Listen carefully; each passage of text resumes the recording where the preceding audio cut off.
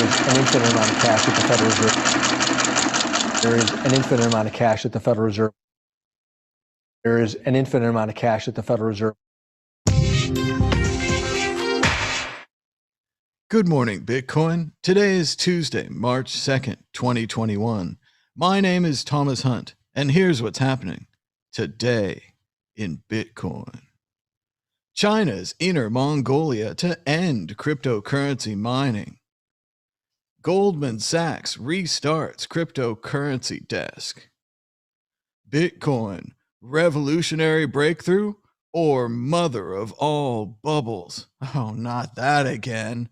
But first, the price of Bitcoin is down 3.15% in the last 24 hours, with a last of 47,663, a high of 50,148, and a low of 47,555.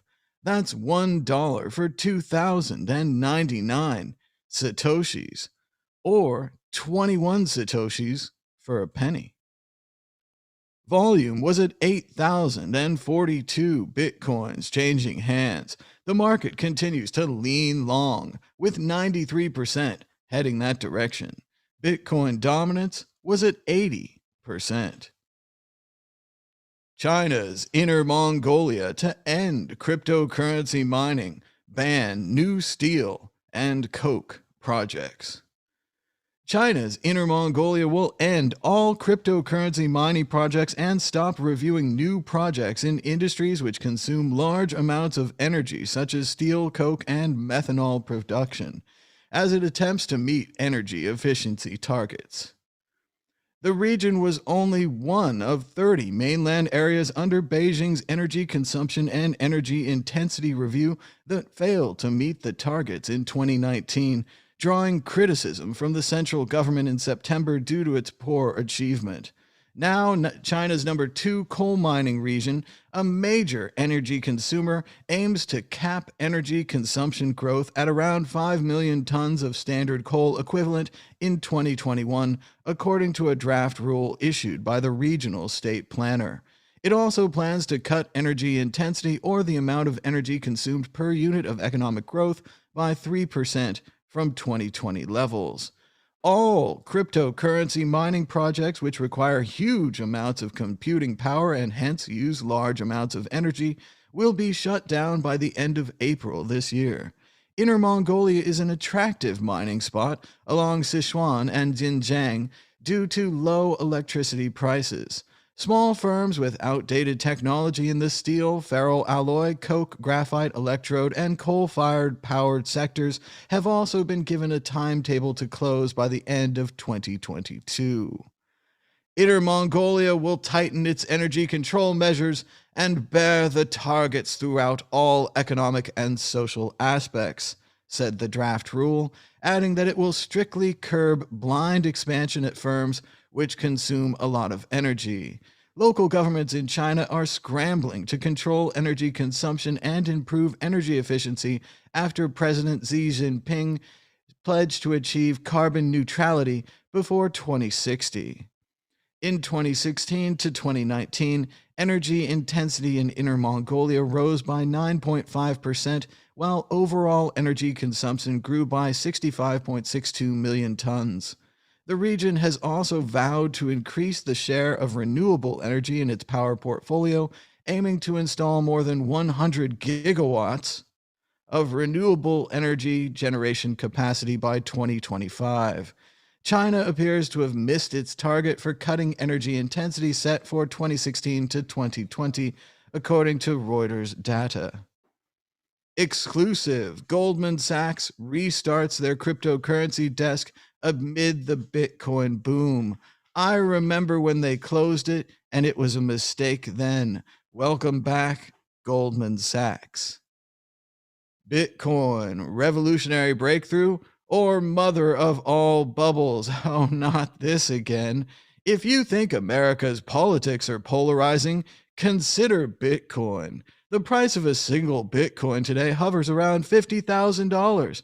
10 years ago, in its infancy, it was around $1.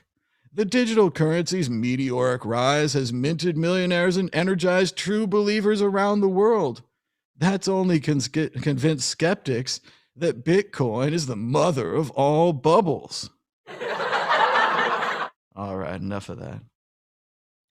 Bitcoin option traders are taking bullish bets on $75,000 and higher by summer.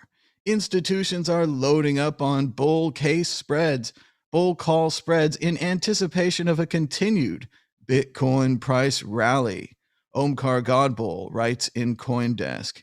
Institutional traders look to be positioning for a Bitcoin price rally to $75,000 a coin and beyond in coming months, according to options market data.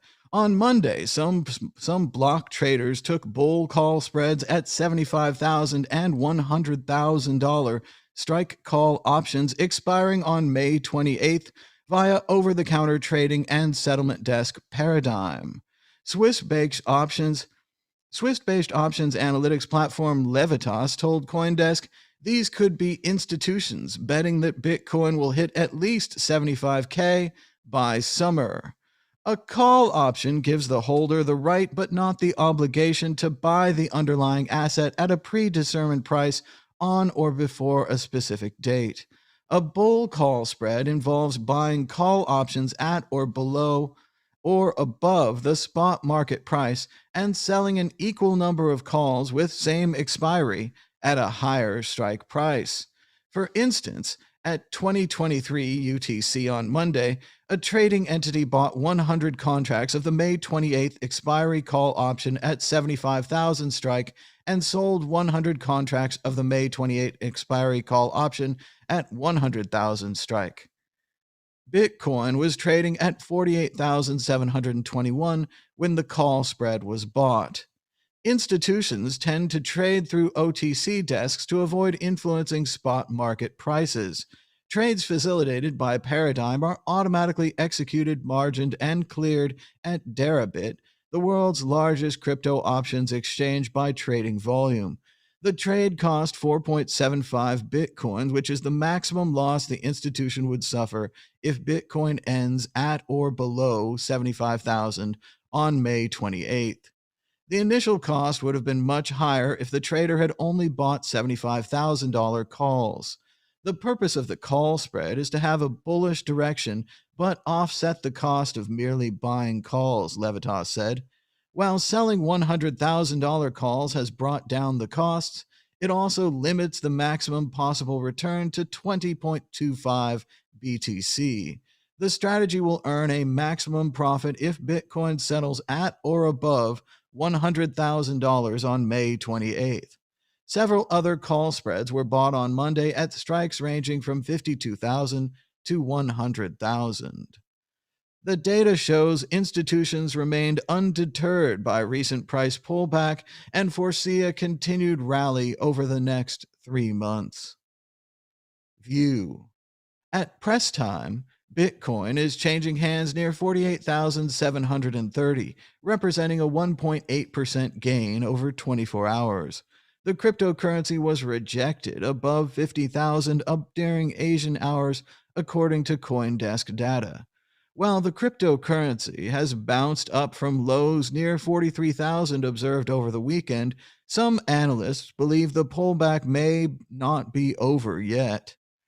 At the moment, we think the biggest risk to Bitcoin is the short-term risk associated with a downturn in the US and global equities, said Joel Kruger, currency strategist at Lemax Digital.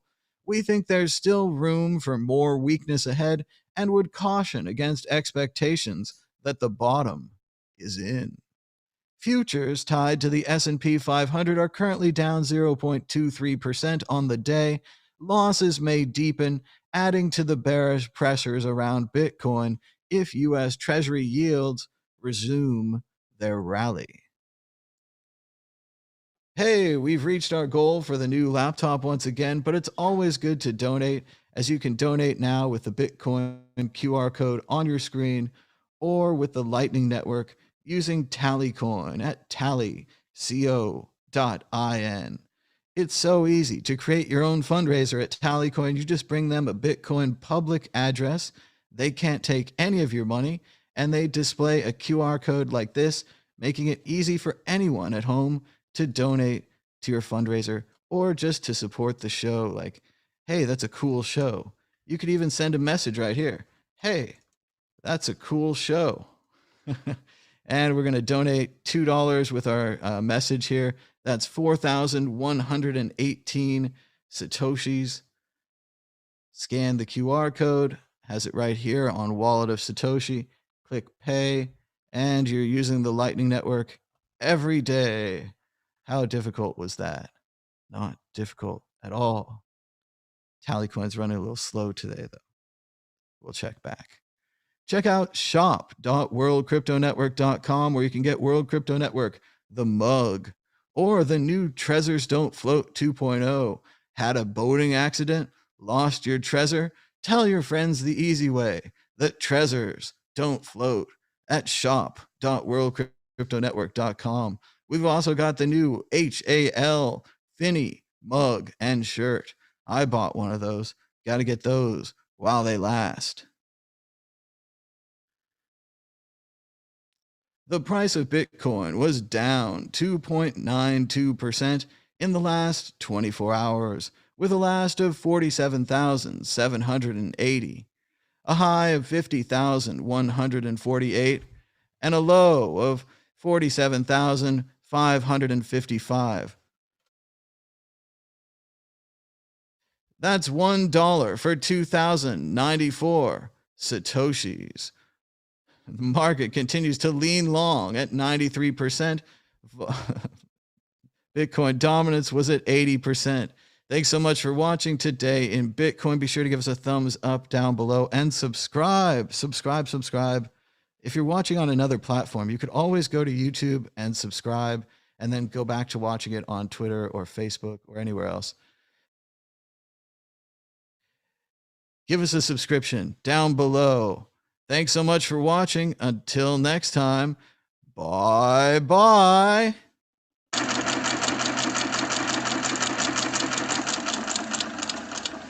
There's an infinite amount of cash at the Federal Reserve.